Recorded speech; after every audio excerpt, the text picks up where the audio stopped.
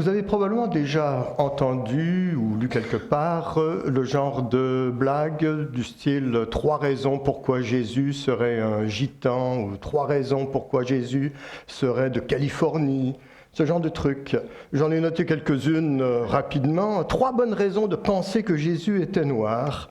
Il appelait tout le monde « mon frère », il aimait chanter du gospel et il n'a pas eu un procès équitable. 3 bonnes raisons aussi de penser que Jésus était juif. Il a repris l'affaire de son père, il est resté à la maison jusqu'à l'âge de 33 ans, il était sûr que sa mère était vierge et sa mère était sûre qu'il était Dieu. 3 bonnes raisons de penser que Jésus était un prof. Il parlait sans arrêt, et il ne demandait pas si les personnes qui l'écoutaient comprenaient ce qu'il disait, et il prenait 40 jours de vacances par an pour faire de la marche dans le désert. Mais voici l'évidence la plus irrésistible de toutes. 3 preuves que Jésus était une femme. Il devait nourrir des tas de gens alors qu'il n'y avait rien à manger. Il essayait tout le temps de faire passer un message à des types qui n'y comprenaient rien. Et même quand il est mort, il a dû se relever parce qu'il avait encore du travail à faire.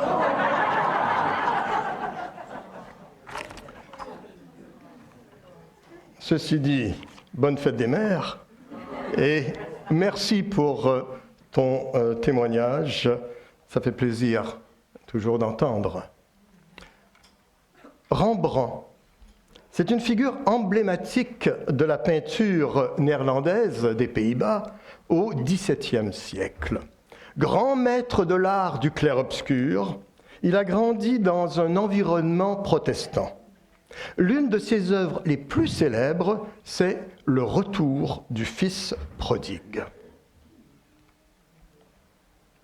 Dans ce tableau, Rembrandt nous offre le fruit de sa méditation sur le mystère du pardon du Père, image du Père céleste. Il nous présente un père qui aime ses 2 fils également. Ses mains tendues n'exigent pas, ne jugent pas, ne condamnent pas, elles ne font que bénir, donnent tout et n'attendent rien. Au-delà des différentes symboliques que l'on peut retrouver dans cette œuvre, des divers personnages qu'il y a, dont entre autres le fils aîné qui est ici, les mains sont croisées, symbole de justice. Lui était plus sous la loi. Arrêtons-nous sur un élément particulier, les mains du Père. Elles sont différentes l'une de l'autre. Ces mains sont à la fois masculines et féminines. Une main d'homme, une main de femme. Approchons-nous un peu plus. La main gauche du Père, elle est posée sur l'épaule de son fils. C'est une main qui est forte et musclée. Les doigts sont écartés. Ils couvrent une bonne partie de l'épaule du fils prodigue. On y voit une certaine pression, surtout du côté du pouce. Légèrement surélevé, on voit de l'ombre entre les doigts qui sont là. Cette main semble non seulement toucher, mais grâce à sa force également soutenir. Même s'il y a de la douceur dans la façon dont la main gauche du Père touche son fils, ce n'est pas sans une certaine fermeté. La main droite du Père est bien différente. Elle ne fait pas le geste de tenir ou de saisir. Elle repose au complet sur le dos du fils. Elle est raffinée, les doigts sont longs, elle est douce, elle semble plus tendre.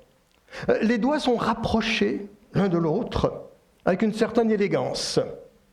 On dirait quelque part qu'elle voudrait plus caresser ou cajoler, offrir consolation et réconfort. C'est davantage la main d'une mère. Cette main de la mère est du côté du pied qui est nu, déchaussé, alors que la main forte, plus masculine, est du côté du pied qui, lui, est chaussé d'une demi-sandale. On pourrait penser qu'une main protège le côté vulnérable du Fils, tandis que l'autre supporte le côté fort du Fils qui désire mener sa vie à bien. Un spécialiste de Rembrandt, Rosenberg, qualifie cette peinture de monumentale. Il écrit que Rembrandt a interprété l'idée chrétienne de la miséricorde avec une solennité extraordinaire, comme si c'était son testament spirituel au monde. Nous reviendrons avec ce thème de la miséricorde. Non, c'est pas ça, c'est ça. Ah. Dieu Père et Mère. Comparer Dieu à un père, c'est bien passé dans les usages. C'est du classique. C'est une évidence. Et c'était surtout une évidence, et ça l'est encore bien des fois, dans une société où un chef d'entreprise, un savant, un grand cuisinier, un roi ne peut être qu'un homme. Dire que c'est un secrétaire, ça fait un peu prestigieux. Quand c'est une secrétaire, c'est plus banal. Un cuisinier, c'est chic. Une cuisinière, c'est mécanique. Mais la Bible est beaucoup plus ouverte que cela. Nous l'avions déjà vu dans ma série sur la Genèse.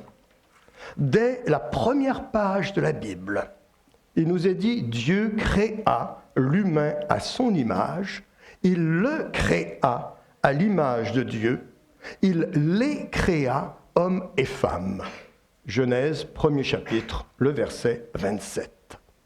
Ce récit sous-tend une parité totale entre l'homme et la femme, renforcée par le chapitre 2. Os de mes os, chair de ma chair, semblable. Parce que Calvin parlera d'une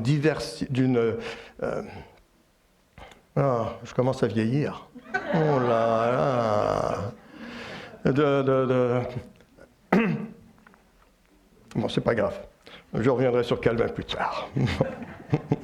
mais dans ce texte, il est dit explicitement que l'image de Dieu n'est ni homme ni femme, mais homme et femme.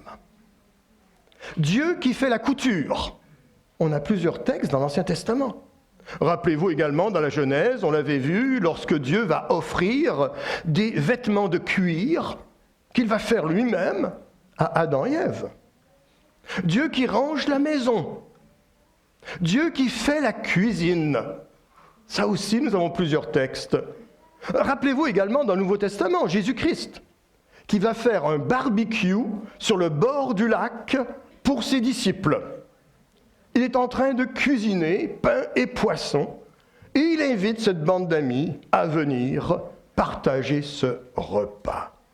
Toutes ces activités étaient à l'époque traditionnellement occupées par des femmes. C'est leur rôle à elles. Mais Dieu ne dédaigne pas se les voir attribuer. Aujourd'hui, les barbecues, la saison va bientôt commencer, c'est surtout une histoire d'hommes. Ainsi, la Bible compare également Dieu à une femme, même si cela a été trop souvent oublié. Et quelles sont les deux particularités physiologiques d'une mère? Pour qu'une femme soit mère, deux particularités physiologiques. Enfanter et allaiter. Ce sont les deux particularités physiologiques. Là, bien sûr, je ne parle pas des mères spirituelles, des mères adoptives, voire même des mères porteuses, ce sera un autre sujet. Mais avez-vous déjà réfléchi que l'image de la nouvelle naissance, comme notre frère a parlé de se donner au Christ il y a 1 an de cela, ou se redonner finalement au Christ, parce qu'il l'avait connu, il l'avait accompagné, mais un engagement qui prend place. Toute l'image de la nouvelle naissance dans le Nouveau Testament, l'image de la réconciliation avec Dieu, c'est premièrement une image féminine, la nouvelle naissance. Et dans l'évangile de Jean, au chapitre 3, lorsqu'il va discuter avec Nicodème, et qui parlera de cela, il y aura bien sûr tout cet aspect retourner dans le ventre de sa mère pour revenir à la vie. C'est cette image-là que nous trouvons.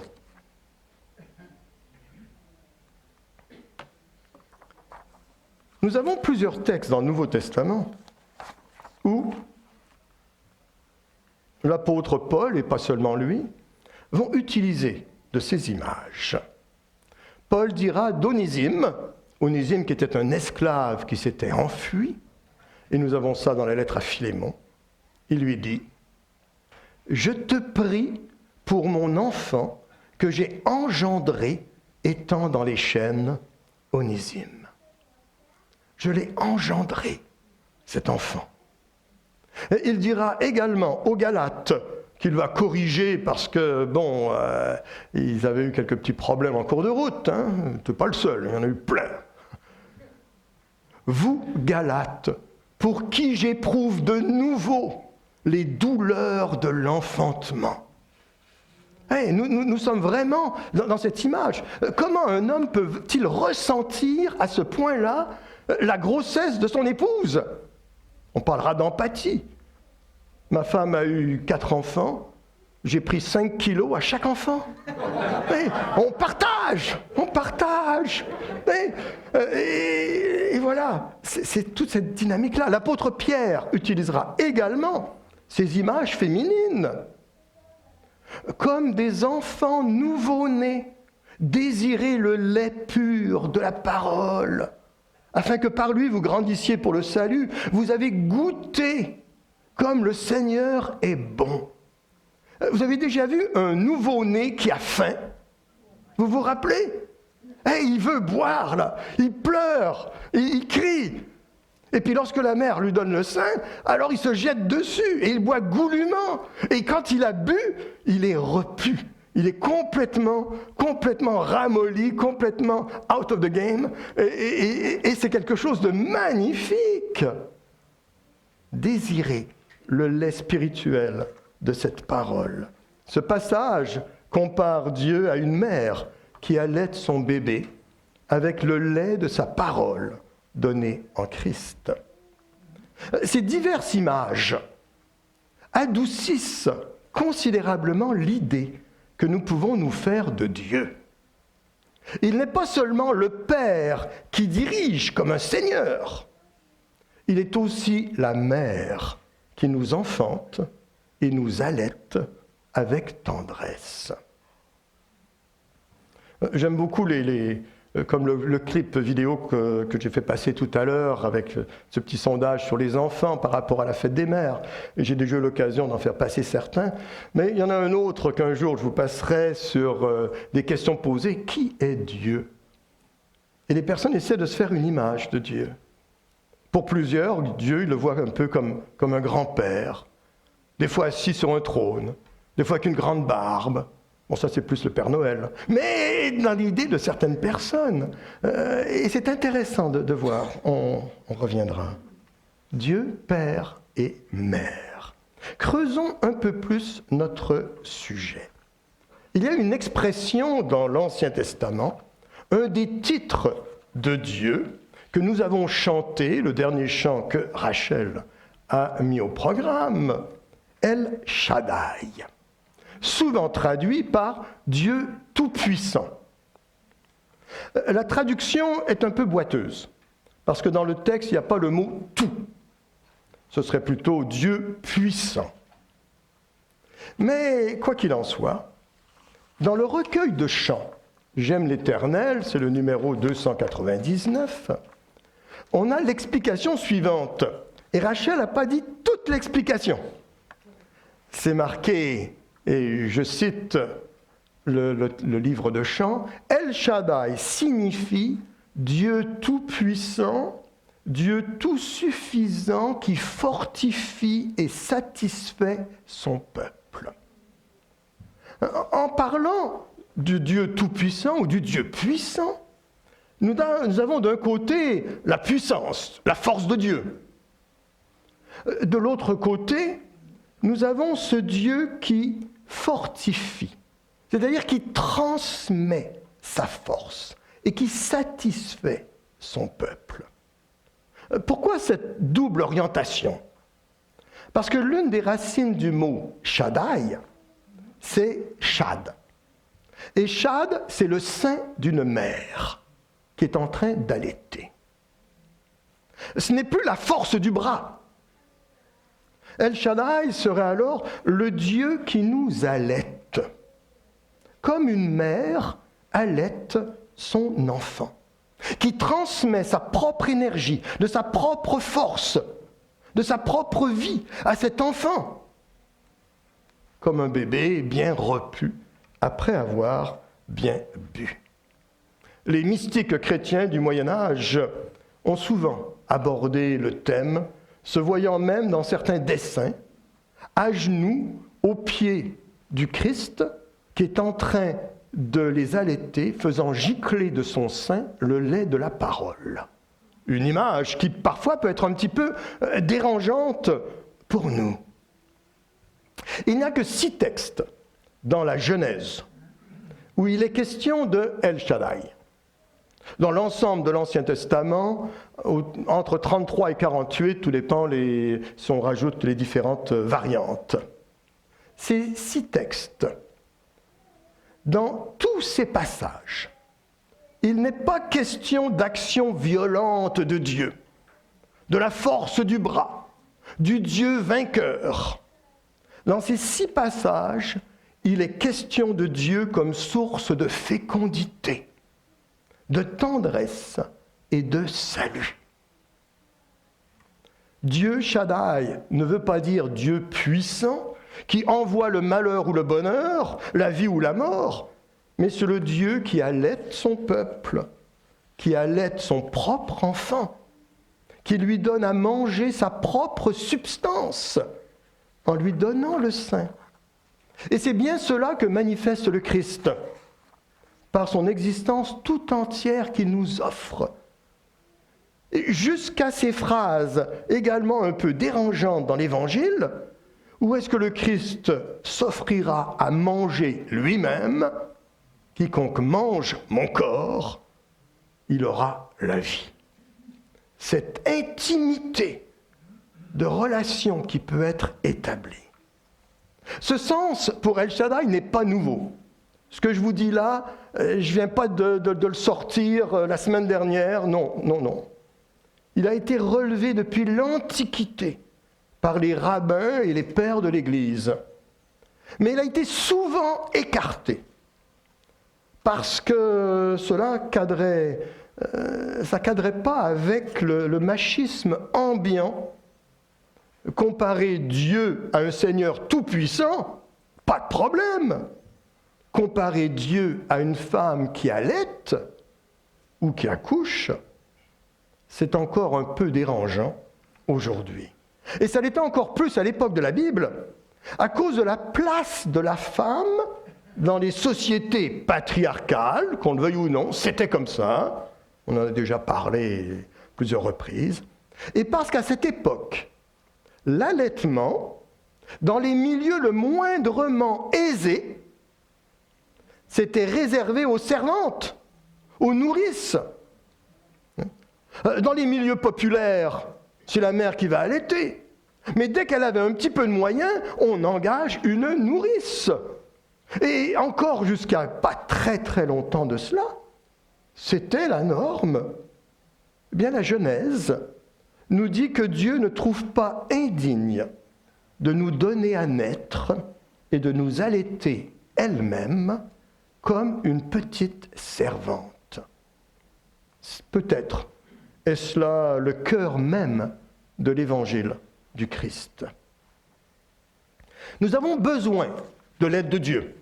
On a besoin du Dieu fort, bien sûr. Mais Dieu n'est pas seulement le Dieu qui nous aide avec force. Il est aussi le Dieu qui nous bénit. Le Dieu dont la bénédiction est naissance et allaitement. Le Dieu de la tendresse. Le Dieu de la grâce et du pardon. Le Dieu Shaddai, le Dieu qui nous regarde comme une mère regarde son bébé. Cette notion n'annule pas la puissance du Dieu fort. Les deux notions se complètent, se répondent et se relativisent mutuellement. Dieu n'est pas seulement un père, comme dans les théologies machistes, il n'est pas non plus seulement mère, comme pourraient l'avancer certaines théologies féministes, mais il serait plutôt père et mère, comme ici, et comme le dit saint Augustin également dans son discours sur le psaume 27, le verset 10. Ce verset dit « Mon père donc et ma mère m'ont abandonné, mais le Seigneur me recueillera. » Et en commentant ce verset 10 du psaume 27, il écrit « Dieu est un père parce qu'il crée, parce qu'il appelle à son service, parce qu'il ordonne, parce qu'il gouverne. Il est une mère parce qu'il réchauffe, qu'il nourrit, qu'il allaite, qu'il porte dans son sein pour me diriger et me nourrir. »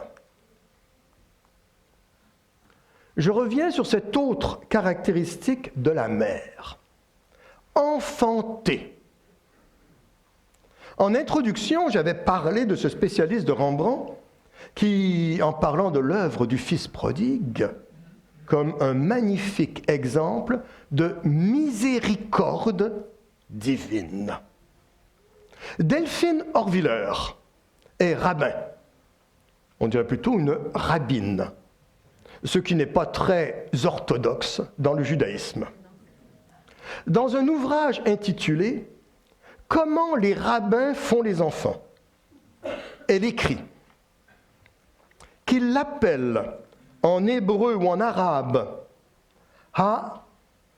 Ha-Rahaman ou El-Rahim, juifs et musulmans prient un même Dieu qu'ils appellent miséricordieux. À la racine de ce mot sacré dans leur liturgie respective est Erachem ou Rahum, l'utérus, littéralement. Il s'agirait donc de rendre grâce par ce nom au divin matriciel, nourricier et bienveillant à l'égard de celui qui s'en remet à lui. Mais il faut bien reconnaître que chanter les louanges du divin en lui prêtant les éléments de cet élément anatomique a de quoi surprendre quiconque observe le monde religieux. L'utérus est l'organe féminin par excellence. Il est surtout le lieu où se mêlent les semences dont la rencontre donne naissance à de l'inédit. Féminin, mélange et nouveauté, à lui tout seul, l'utérus incarne tout ce que le discours religieux traditionnel redoute et abhorre. Je termine la citation. En parlant de cela, la miséricorde, ça se passe dans le ventre. La miséricorde, ça saisit aux tripes.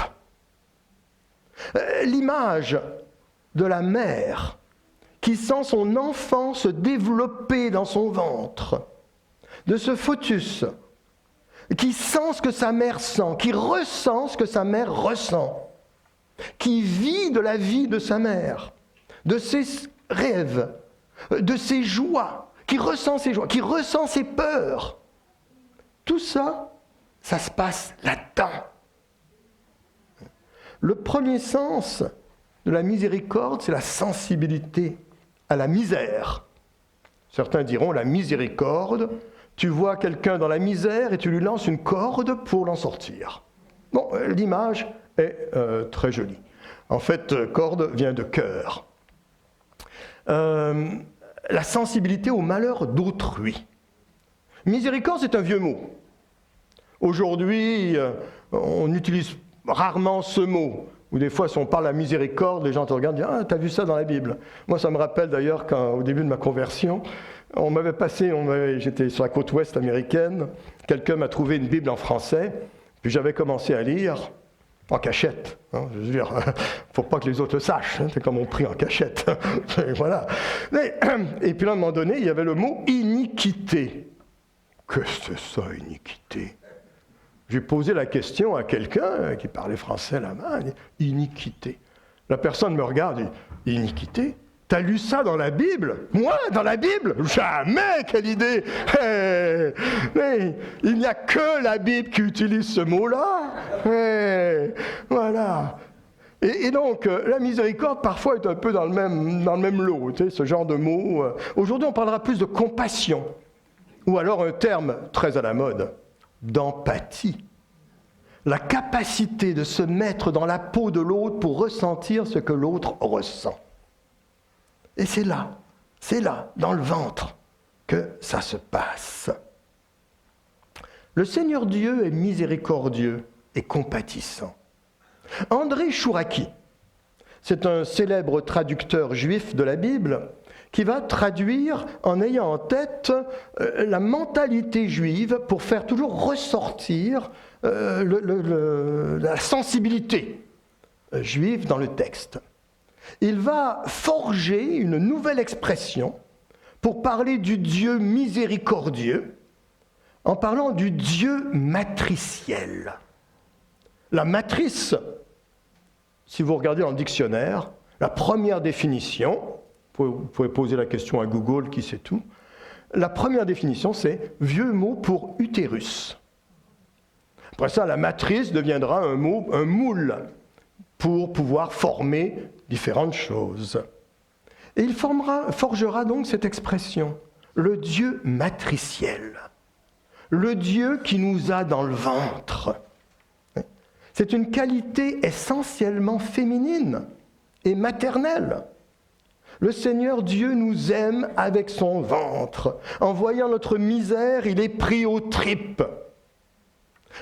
Dans la peinture du Fils prodigue, du retour du Fils prodigue, on pourrait voir également cette expression que le Père, voyant le retour de son Fils, il est pris aux tripes. L'expression que nous avons là, ému de compassion. Ému de compassion.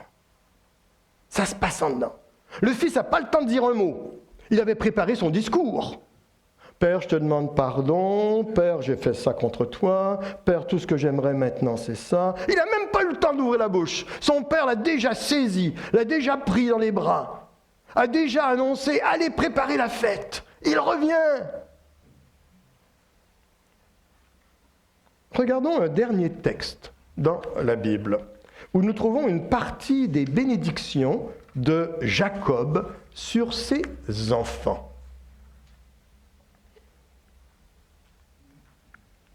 Dans Genèse, au chapitre 49. Joseph est le rejeton d'un arbre fertile. Le rejeton d'un arbre fertile près d'une source. Les branches s'élèvent au-dessus de la muraille. Ils l'ont provoqué, ils l'ont visé, les archers qui étaient ses adversaires. Mais son arc est demeuré ferme, ses bras sont demeurés agiles. Par les mains de l'indomptable de Jacob. Louis II traduira par les mains du puissant de Jacob.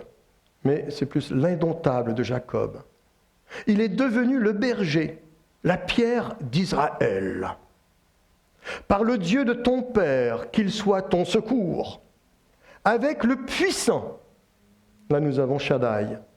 Louis II dira le Tout-Puissant. Qu'il te bénisse des bénédictions du ciel en haut, des bénédictions de l'abîme étendu en bas, des bénédictions des saints, Louis II traduira des mamelles, et du ventre maternel. Dans la première partie, le verset 22, 23, 24, et au verset 24, nous avons cette expression « l'indomptable de Jacob ». C'est une image de puissance, une image de force, une image de victoire. de puissance virile. Son arc, les adversaires, son arc est demeuré ferme. Et tout ça, je le rappelle, c'est dans des bénédictions. Et il l'annonce. Et c'est l'une des bénédictions, parce qu'il va passer sur tous ses enfants. Hein. En hébreu, littéralement, c'est la force du taureau ou du cheval qu'il faut dompter. C'est pour ça que nous avons cette expression « l'indomptable de Jacob ». Par contre, au verset 25, nous avons à 2 reprises le mot « Shaddai ». Première fois, au singulier, avec le puissant. Shaddai. Puis, nous l'avons, sans vouloir blesser personne, puisque généralement les femmes ont 2 saints, nous l'avons ici au pluriel, la bénédiction des saints, soit Shadaim, selon la forme employée pour le pluriel. Nous avons également, dans le même texte, le ventre maternel, qu'on pourrait traduire littéralement, « sois-tu béni par l'utérus ». Bon, comme je dis, c'est des termes qu'on utilise moins souvent dans l'Église, il faut reconnaître. Mais nous avons ce terme « raham » ou « rakam » qui parle de ce ventre maternel, qui parle de cette miséricorde de Dieu qui est là. Dans ce texte, selon Jacob, Dieu nous bénit littéralement des bénédictions de ce Dieu qui nous allaite, qui nous nourrit, qui nous transmet cette nourriture vivante, qui nous fortifie de sa force. Et il nous bénit de cette miséricorde intérieure, de ce ventre maternel. Cette miséricorde de Dieu, son amour de Dieu, ou sa tendresse de Dieu. D'abord parce que Dieu a cette tendresse qui est plus forte que tout ce qu'une mère a normalement pour son enfant. Et c'est ce qu'on retrouve également à quelques reprises dans la Bible. Même si une mère oublie son enfant, moi je ne t'oublierai pas. Une femme oublie-t-elle l'enfant qu'elle allaite? N'a-t-elle pas pitié du fruit de ses entrailles? Quand elle l'oublierait, moi, je ne t'oublierai point. Voici, je t'ai gravé sur mes mains.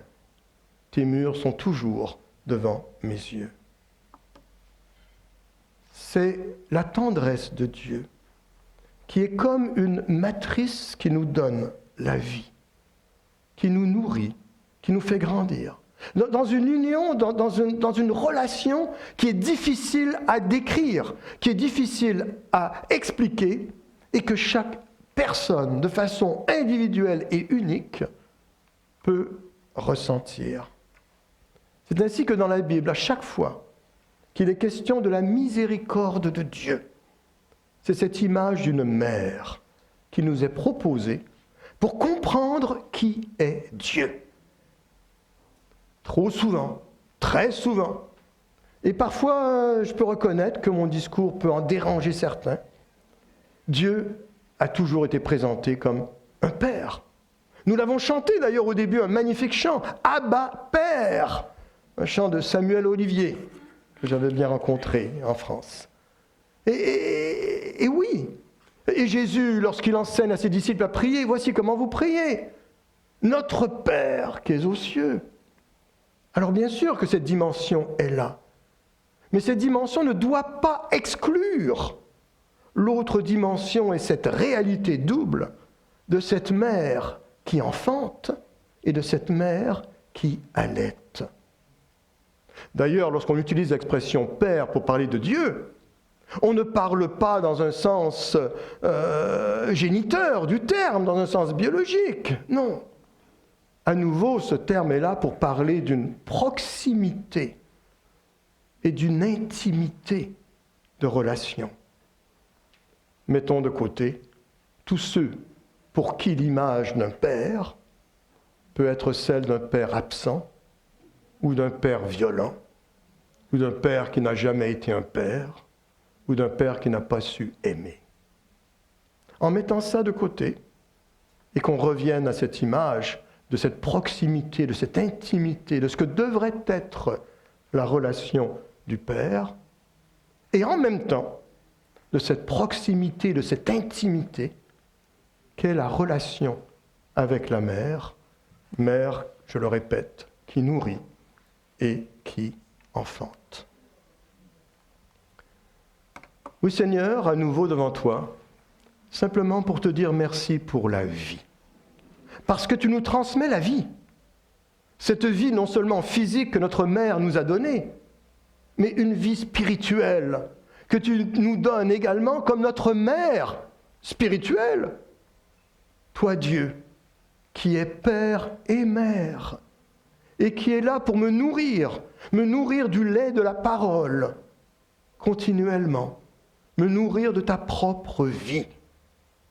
Que je puisse, Seigneur, continuer à grandir, jour après jour, en recevant le lait de ta parole et rendre gloire à ta puissance créatrice. Au nom du Dieu vivant, en Jésus-Christ nous prions. Amen.